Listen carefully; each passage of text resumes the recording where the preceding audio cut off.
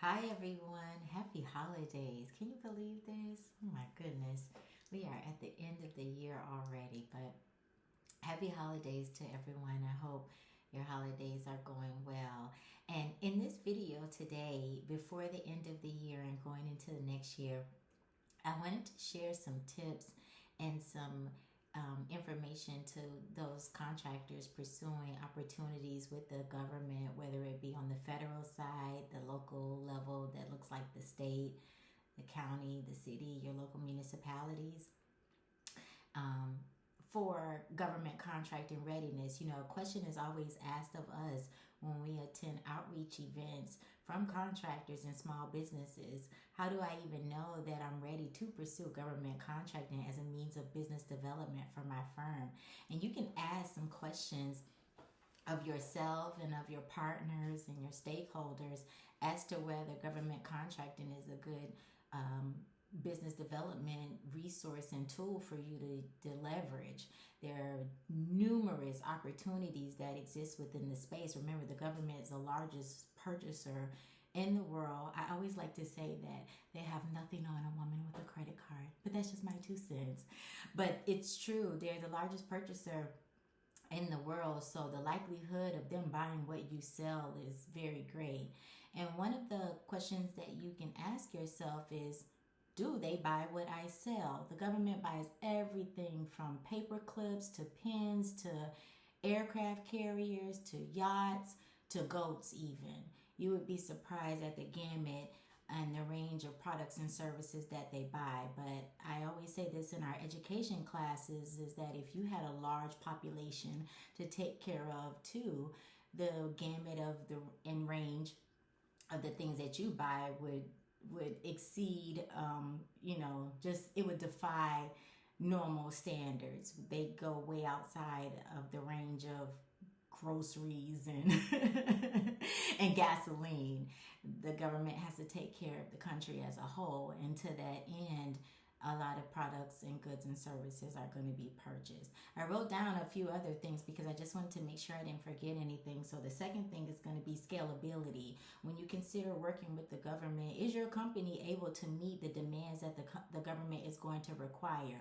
So unlike doing business with a private firm, doing business with the government is going to take a lot more resources, specifically speaking, capital resources, human resources, a lot of your time, a lot of your supplies, your materials, your equipment. Remember, you're doing work at a much larger scale, so think about whether you're able to provide the resources, and if your company is going to be able to scale to the demands of the government, and they can be at any time. Remember, emergencies happen nationwide every single day, from fires to earthquakes to here where I am, where there's hurricanes and natural disasters are declared. Think COVID. And to that end, your company will need to be able to scale and give the government what they require very quickly. The next item is time. Will you have time to pursue government opportunities? Government opportunities abound daily. They advertise on various platforms, bidding platforms, that take a lot of time from your business and from your operations for you to pursue and ascertain whether or not it is a good opportunity for you to pursue. You can think about partnerships and teaming opportunities and joint ventures when you're considering whether you want to do business with the government. But those considerations should always be done up front before you ever stick your neck out there and bid on an opportunity that you're unprepared for. That's the last thing that you want to do, is be awarded an opportunity or a contract and you're unable to fill the scope and the requirements. So just keep that in mind also. The next item is the insurance requirements. If you are doing work on a government project, your liability and your policy limits are going to be far more substantial than they would if you were working on a private contract. So a lot of the liability limits for the government at bare minimum start at $1 million.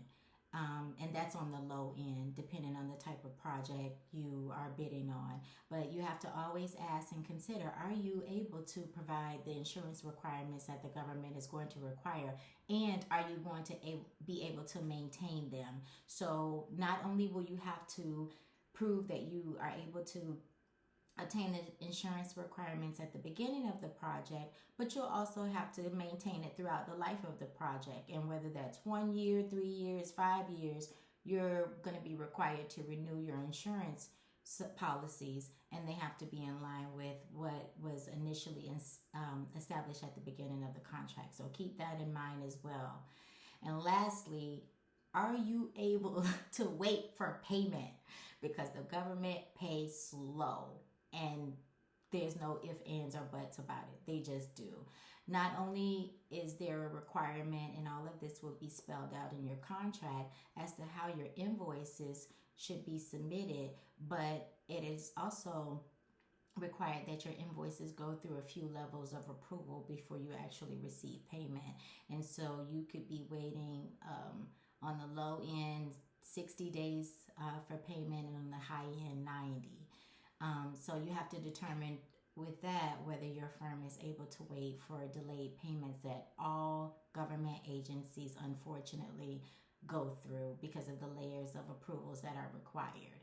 So these are some of the tips that I just wanted to share with you. Again, delayed payments, insurance requirements, scalability, and market research to determine whether the government even buys what you sell.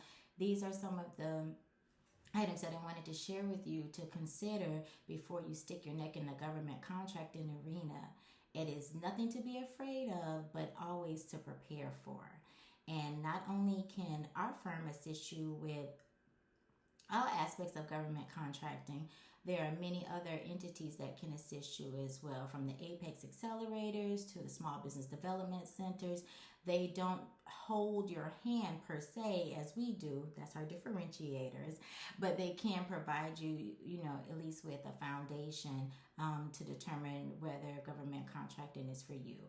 If you want to pursue other opportunities or you need more information on any aspect of government contracting, be sure to follow us on any of our social media profiles: LinkedIn, Instagram, Facebook, and YouTube. You can visit our website at integrityconsult.net for more information. Feel free to email us at hello@integrityconsult.net, or you can contact us by phone at 561-306-4638. I really appreciate you for watching. Happy holidays again to everyone. I hope that everyone has a wonderful time with friends, family, and just enjoying each other. And as always, we are here to serve you with integrity.